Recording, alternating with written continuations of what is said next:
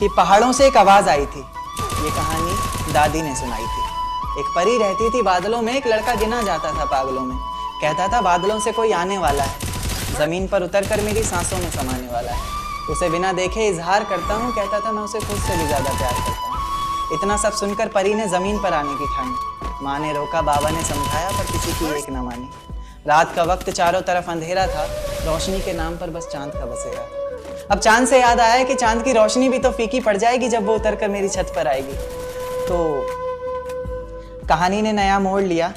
परी ने प्यार की खातिर ख्वाबों से रिश्ता तोड़ लिया। कहीं मैं सपना तो नहीं देख रहा, ये मेरे सामने कौन खड़ा है? कुछ बोलता क्यों नहीं, इस तरह चुप्पी साधे क्यों नहीं?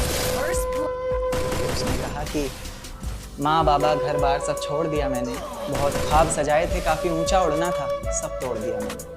आज से मेरे किस्मत के ताले की चाबी तुम हो, बेचैन सी मेरी धड़कन की बेताबी तुम हो।